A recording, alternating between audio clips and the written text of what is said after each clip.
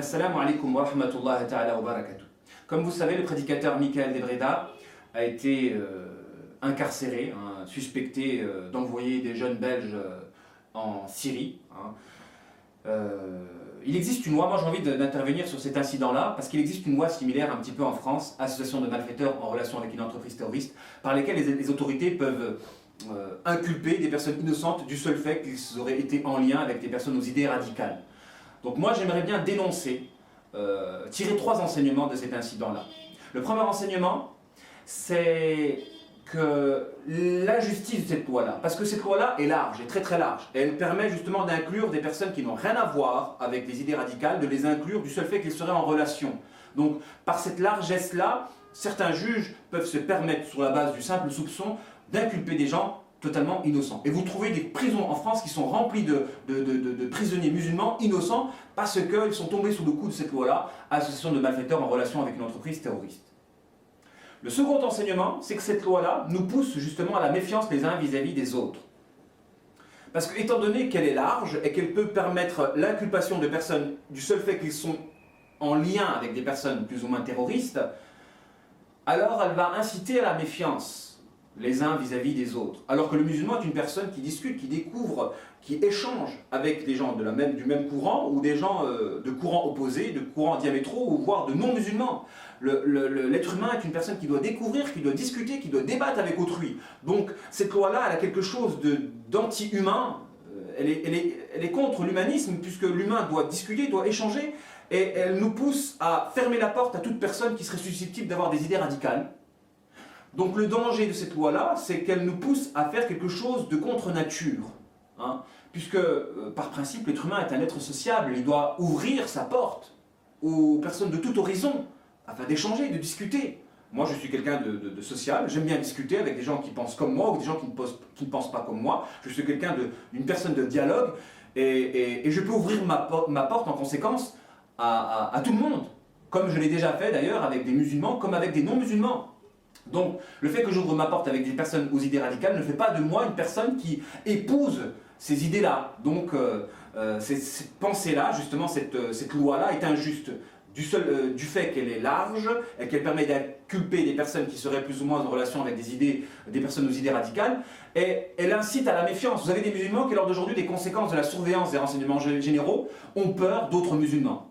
Et qu'est-ce qu'on peut faire avec une communauté de personnes où les gens sont méfiants les uns vis-à-vis des autres? On ne peut rien faire avec une communauté comme ça. Et vous avez justement la ruse de Shaitan qui utilise la surveillance des renseignements généraux pour développer la méfiance que l'on aura à l'égard d'autrui.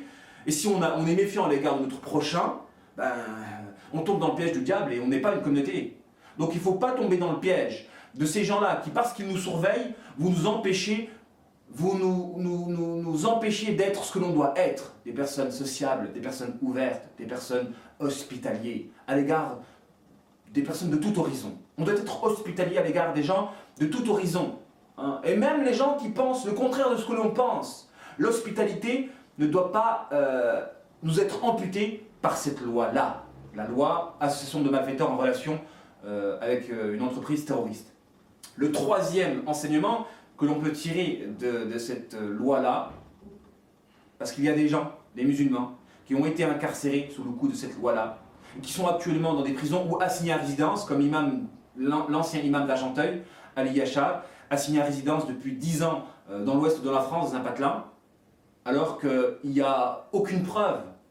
On ne sait même pas d'ailleurs pourquoi il est condamné. Donc la justice peut être parfois injuste quand elle va appliquer cette loi-là. Et moi, j'ai envie de mettre le doigt, parce que j'ai déjà mis le doigt sur la justice de cette loi-là, j'ai envie de mettre le doigt sur la lâcheté de cette communauté musulmane qui, lorsque l'un des leurs, particulièrement l'un de ses prédicateurs ou de ses imams, est incarcéré ou inculpé, elle ne fait rien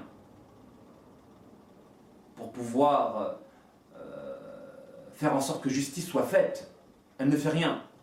Et là, j'ai envie de réveiller la conscience musulmane à l'endroit des nôtres qui sont incarcérés injustement.